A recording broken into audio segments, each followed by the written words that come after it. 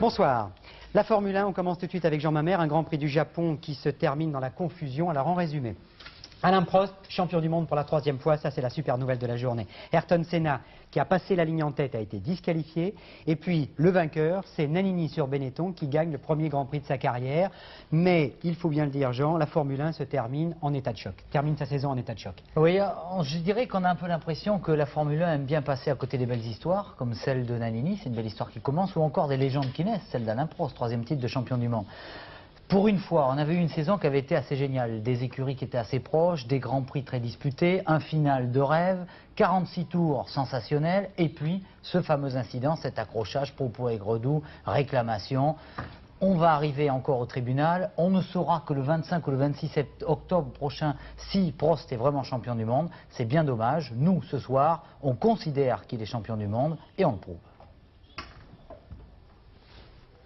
Voici l'instant précis où Ayrton Senna craque. Derrière Prost, depuis le départ, il ne supporte pas. Pour doubler, il choisit le pire endroit, c'est s'auto-flageller. En s'envoyant et en envoyant Prost dans le décor, il se détrône et couronne le Français champion du monde.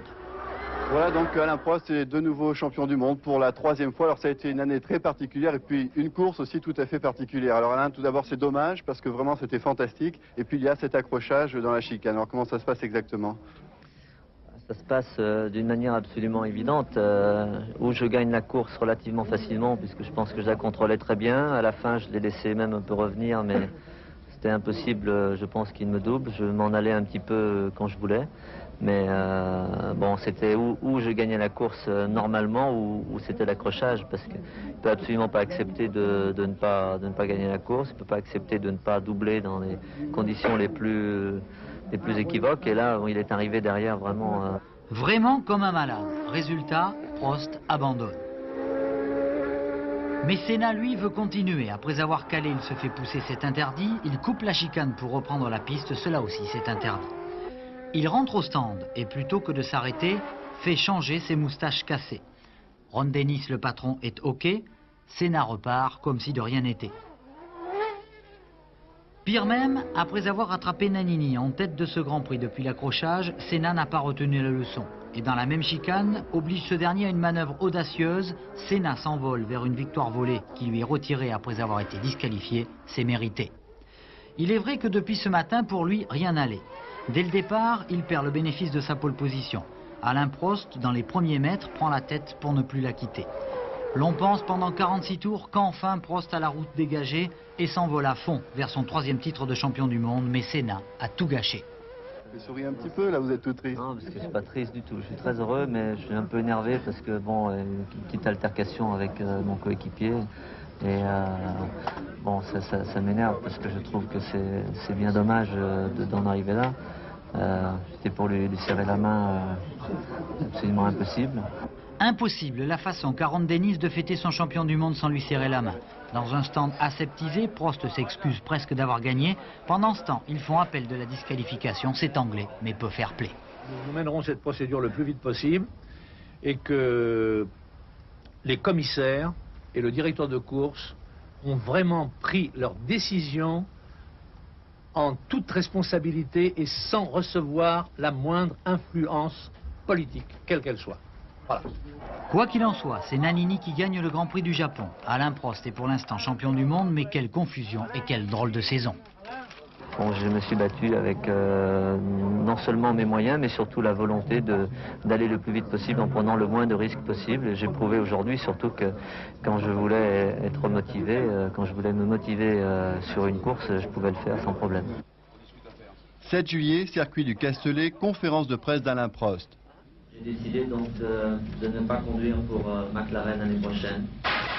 McLaren, c'est fini. 2 mois plus tard, Prost choisit Ferrari. Écurie prestigieuse, donc nouvelle motivation pour le Français qui, dans le cœur des Italiens, remplace un autre Français, Platini.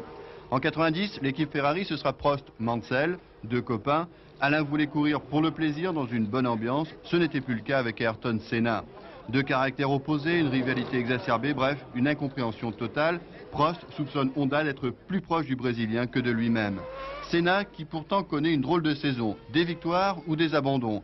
Un moteur qui casse, à Montréal ou à Monza, une sortie ou un accrochage comme ici à Estoril. Les pros Senna invoquent la malchance, les autres estiment que le Brésilien n'arrive toujours pas à contenir son tempérament. Pour Prost, des victoires marquantes, la première aux USA avec un moteur atmosphérique, ou celle de Monza devant son nouveau public. Mais malgré le succès, Prost estime ce jour-là que Honda le sert moins bien que Senna. Au niveau moteur, il n'y avait absolument rien à voir, je pense. C'est pour ça que c'est un peu frustrant après une victoire. Même si j'ai 20 points d'avance, je ne suis pas encore très confiant pour le championnat. Tout reste possible parce que c'est pas logique. Je ne peux pas me battre à la régulière. Et pourtant aujourd'hui, je pense avoir fait une belle course. Mais je crois qu'il y a d'autres pilotes qui peuvent témoigner de la différence des deux moteurs. Heureusement, il y a encore des témoins. Après 6 années de vie commune et 3 titres de champion du monde, McLaren et Prost, c'est fini. Être champion du monde une fois, c'est super, 2 fois, c'est encore mieux. Après, bon, c'est un aboutissement logique de ce qu'on fait. Ce 3e titre permet à Alain Prost de rejoindre au palmarès 4 pilotes prestigieux. Jack Brabham, l'Australien, a disputé 126 Grands Prix, remporté 14 victoires. Il a été champion du monde en 1959, 60 et 66. Jackie Stewart, le Britannique, a couru 99 Grands Prix, gagné 27 courses et il a été sacré en 69, 71 et en 73. Niki Lauda, 171 départs pour l'Autrichien, 25 succès et 3 titres, 2 avec Ferrari en 75 et 77. Et après un retour chez McLaren, Lauda s'impose d'un demi-point devant Prost en 1984. Le dernier de la série avant Prost, c'est Nelson Piquet. Le Brésilien, en 87, sort victorieux de son duel avec son équipier rival, Nigel Mansell. Cette année-là, les Williams Honda sont imbattables. Ses 2 premiers titres, il les a obtenus en 1981 et 1983 sur Brabham. En 83, il permet à BMW d'être le premier moteur turbo à s'imposer en Formule 1. L'intouchable reste l'Argentin Juan Manuel Fangio. 51 Grands Prix disputés, 24 victoires, mais surtout 5 titres de champion en 1951 et 4 consécutifs entre 54 et 57.